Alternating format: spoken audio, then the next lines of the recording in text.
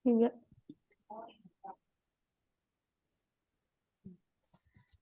Assalamualaikum warahmatullahi wabarakatuh.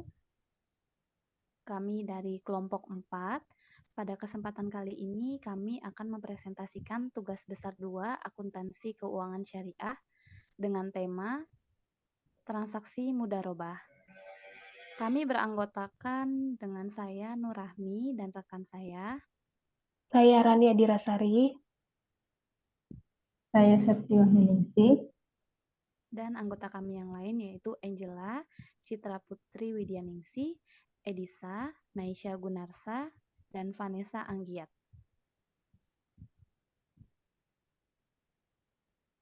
Pertama-tama kami akan membahas pengertian akad mudharabah. Akad mudharabah adalah suatu akad kerjasama usaha antar dua pihak, di mana pihak pertama sebagai pemilik modal atau sahibul mal dan pihak lainnya sebagai pengelola modal. Keuntungan usaha mudharabah dibagi berdasarkan porsi yang telah disepakati di dalam kontrak. Misalnya, apabila disepakati porsi bagi hasil yaitu bank syariah dengan pengelola sebesar 3/7, maka apabila laba bersih usaha sebesar 1 juta, maka bank syariah memperoleh 30% dari 1 juta yaitu 300.000 dan sisanya merupakan porsi pengelola dana. Yang kedua, kerugian yang bukan karena kelalaian pengelola ditanggung oleh pemilik modal.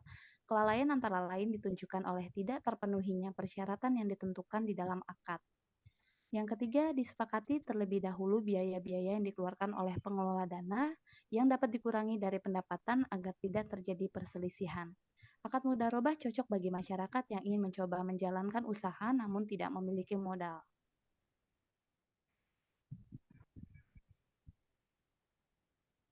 Rukun transaksi mudharabah yaitu yang pertama transaktor, terdiri dari kedua belah pihak yaitu investor dan pengelola modal. Investor disebut sahibul mal atau robul mal, sedangkan pengelola modal disebut mudharib. Yang kedua, objek mudharabah meliputi modal dan usaha. Pemilik modal menyerahkan modalnya sebagai objek mudharabah, sedangkan pelaksana usaha menyerahkan kerjanya sebagai objek mudharabah. Modal dapat berupa uang atau barang, dan kerja dapat berupa keahlian menghasilkan barang atau jasa, mengelola, menjual, atau lainnya. Yang ketiga, ijab dan qabul. Ijab dan qabul atas persetujuan kedua belah pihak dalam transaksi mudharabah yang merupakan prinsip sama-sama rela atau antara din minkum.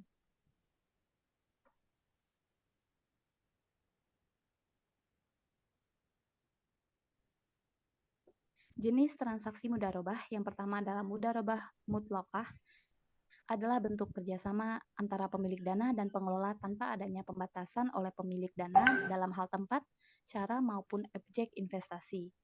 Mudharabah musyakarah, mudharabah mushtarakah adalah bentuk kerjasama di mana pengelola dana menyertakan modalnya dalam kerjasama investasi.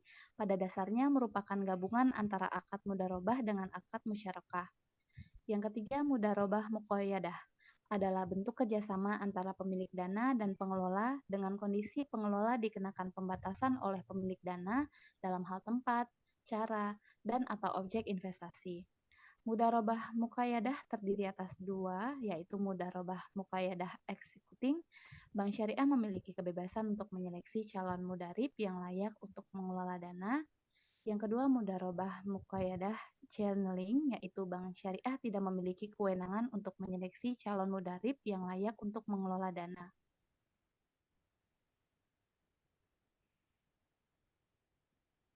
Selanjutnya yaitu praktik transaksi mudharabah. Dalam praktik perbankan, bentuk kegiatan usaha pengelola merupakan satu faktor yang sangat diperhatikan oleh bank dalam memutuskan persetujuan pembiayaan mudharabah. Saat ini pembiayaan mudharabah yang banyak diberikan adalah perusahaan atau perorangan yang sudah memiliki kontrak atau proyek yang berkekuatan hukum dari pemerintah. Usaha lembaga keuangan yang menyalurkan pembiayaan dengan mekanisme yang tidak bertentangan dengan prinsip syariah kepada para anggotanya, dan pengembang properti atau bisnis lainnya seperti stasiun pengisian bahan bakar umum atau SPBU yang memiliki perkiraan arus kas yang relatif stabil.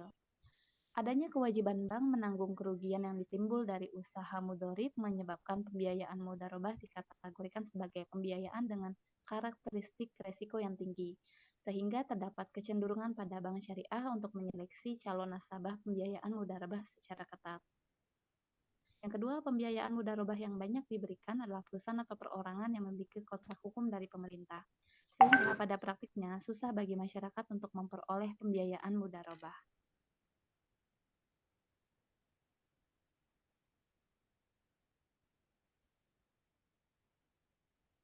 Prinsip bagi hasil transaksi mudharabah. Contoh perhitungan bagi hasil berikut adalah hasil usaha dengan penjualan 1 juta rupiah dengan harga pokok penjualannya itu 650.000 ditambah dengan laba kotor 350.000 dikurangi beban 250.000 sehingga mendapatkan laba bersih sebesar 100.000 rupiah. Pembagian hasil usaha mudharabah dapat dilakukan berdasarkan prinsip revenue sharing maupun profit sharing mengacu pada PSAK 105/11. Menurut profit sharing dengan nisbah bank syariah mengelola dengan perbandingan 30 banding 70, maka bank syariah mendapatkan porsi 30% yaitu 30.000 dengan nasabah 70% yaitu 70.000. Prinsip gross profit sharing dengan nisbah bank syariah dibanding pengelola yaitu 30 dibanding 70, maka bank syariah 30% dikali 350.000 yaitu 105.000 dengan nasabah 70% dikali 350.000 mendapatkan hasil 245.000. Menurut revenue sharing dengan nisbah bank syariah pengelola yaitu perbandingannya 30 banding 70, maka bank syariah mendapatkan 30% yaitu 300.000 dan nasabah 70% yaitu 700.000.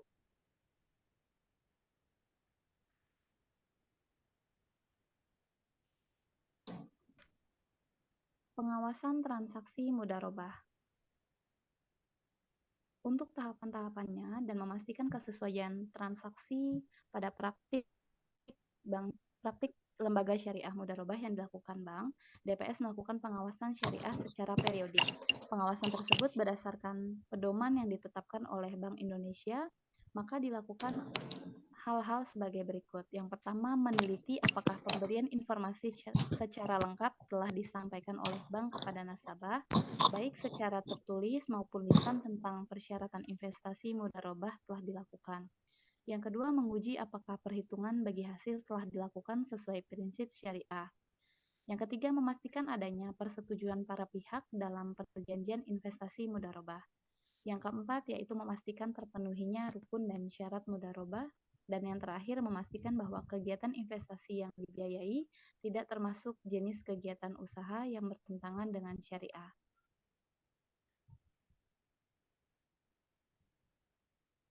Selanjutnya akan dijelaskan oleh rekan kami Rani Adira. Silakan. Alur transaksi mudharabah yang pertama dimulai dari permohonan pembiayaan oleh nasabah dengan mengisi formulir permohonan pembiayaan. Formulir tersebut diserahkan kepada bank syariah beserta dokumen pendukung.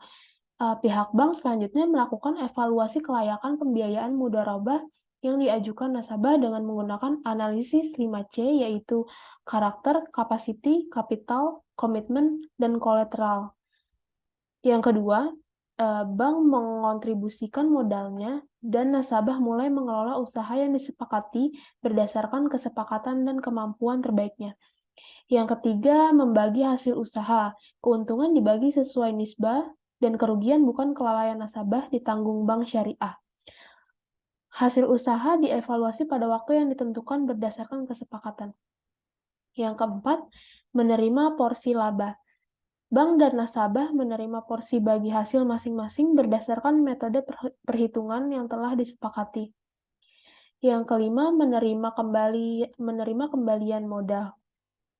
Bank menerima pengembalian modalnya dari nasabah.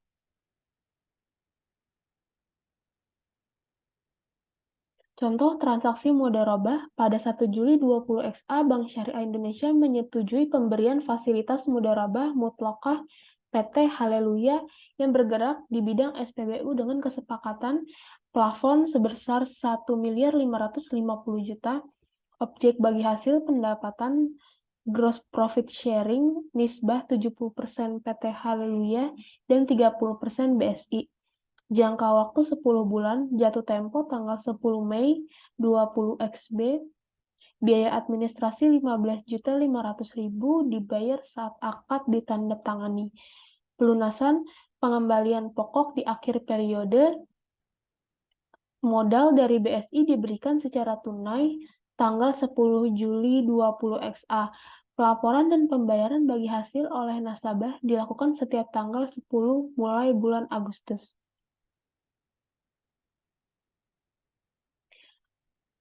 Ketika penandatanganan akad mudharabah pada 1 Juli 20 XA, BSI akan menjurnal poslawan komitmen administratif pembayaran pada kewajiban komitmen administratif pembayaran masing-masing sebesar Rp1.550.000.000 dan rekening nasabah pada pendapatan administratif masing-masing sebesar Rp15.500.000. Ketika penyerahan investasi mudharabah pada tanggal 10 Juli 20 XA, BSI akan membuat penjurnalan investasi mudharabah pada rekening nasabah masing-masing Rp1.550.000.000 dan kewajiban komitmen administratif pembayaran pada pos lawan komitmen administratif pembayaran masing-masing sebesar Rp1.550.000.000. Ketika penerimaan bagi hasil mudharabah pada 10 Agustus 20 XA, BSI akan membuat penjurnalan rekening nasabah pada pendapatan bagi hasil mudharabah sebesar Rp9 juta.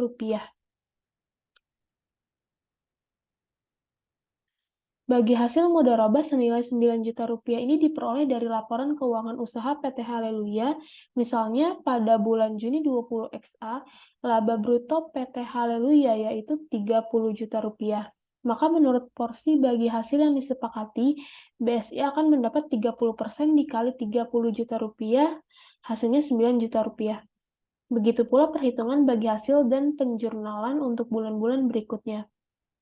Namun, misal pada 10 September 20 XA, BSI tidak mendapatkan pengumuman bagi hasil dan tidak menerimanya, melainkan diterima pada 15 September 20 XA.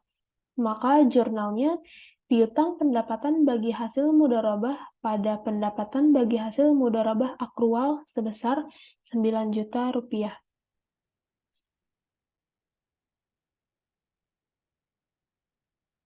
Jurnalnya rekening nasabah pada piutang pendapatan bagi hasil mudharabah sebesar Rp9 juta dan pendapatan bagi hasil mudharabah akrual pada pendapatan bagi hasil mudharabah masing-masing Rp9 juta. Ketika akad berakhir pada tanggal 10 Mei 20 XB, apabila nasabah mampu mengembalikan modal mudharabah, maka BSI akan membuat penjurnalan rekening nasabah pada investasi mudharabah sebesar Rp1.550.000.000. Namun, apabila nasabah tidak mampu mengembalikan modalnya ketika jatuh tempo, maka BSI akan mengakui investasi mudharabah yang telah jatuh tempo itu sebagai piutang. Jurnalnya, piutang mudharabah jatuh tempo pada investasi mudharabah sebesar Rp1.550.000.000.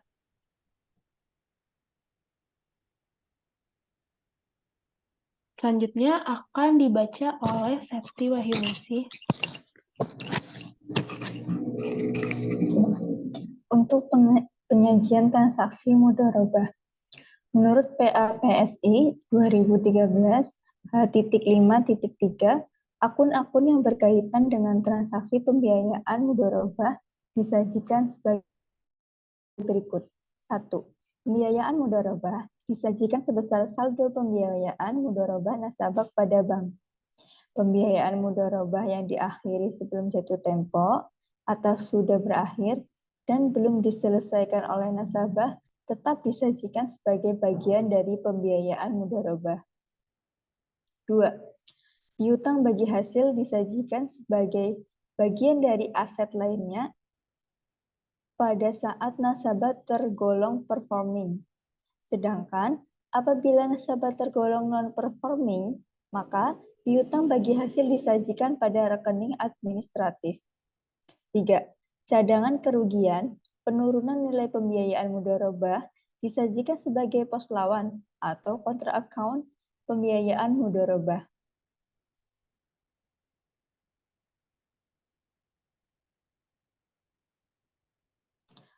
Pengungkapan transaksi mudharabah. Berdasarkan PAPSI 2013 H.5.4/5, hal-hal yang harus diungkapkan terkait transaksi pembiayaan mudharabah antara lain: 1. Rincian jumlah pembiayaan mudharabah berdasarkan sifat akad, yaitu mudharabah mutlaqah atau mudharabah muqayyadah, jenis penggunaan dan sektor ekonomi. 2. Klasifikasi pembiayaan mudharabah menurut jangka waktu atau masa akad, kualitas pembiayaan, valuta, cadangan kerugian penurunan nilai, dan tingkat bagi hasil rata-rata. 3. Jumlah dan presentasi pembiayaan mudharabah yang diberikan kepada pihak-pihak berelasi. 4. Jumlah pembiayaan mudharabah yang telah direstrukturisasi.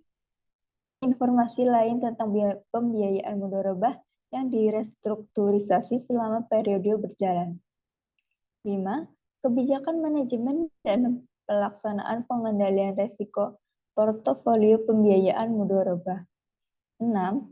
Besarnya pembiayaan mudharabah bermasalah dan cadangan kerugian penurunan nilai untuk setiap sektor ekonomi. 7. Kebijakan dan metode yang dipergunakan dalam penanganan mudharabah bermasalah. 8.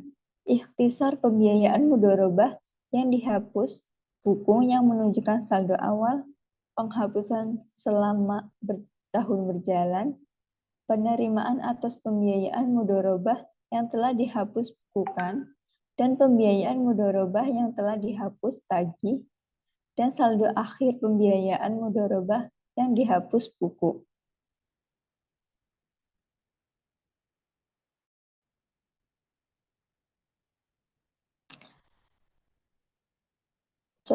Contoh laporan keuangan. Berikut contoh penyajian pembiayaan mudharabah pada laporan keuangan Bank Syariah Indonesia. Terhitung bulan September tahun 2022, jumlah pembiayaan mudharabah mencapai 1,2 triliun rupiah, yang mana dari pihak ketiga sebesar 805 miliar dan sisanya sebesar 483 miliar, yaitu dari pihak berelasi.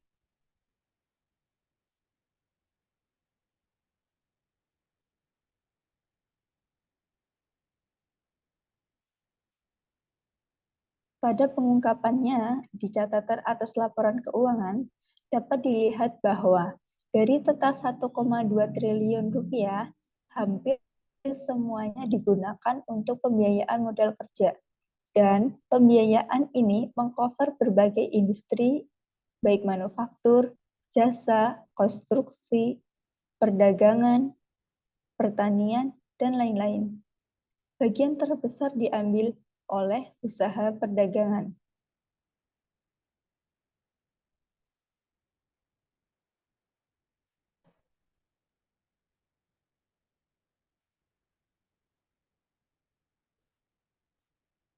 Selain berdasarkan mata uang dan sektor usaha, pada catatan atas laporan keuangan juga diperlihatkan berdasarkan jangka waktu, berdasarkan jatuh tempo, berdasarkan keterkaitan, serta berdasarkan kolektivitas. Selain itu, juga diungkapkan informasi lainnya seperti margin yield, perubahan cadangan kerugian penurunan nilai, jaminan, jumlah pembiayaan yang direstrukturisasi, serta rasio non-performing financing atau NPF.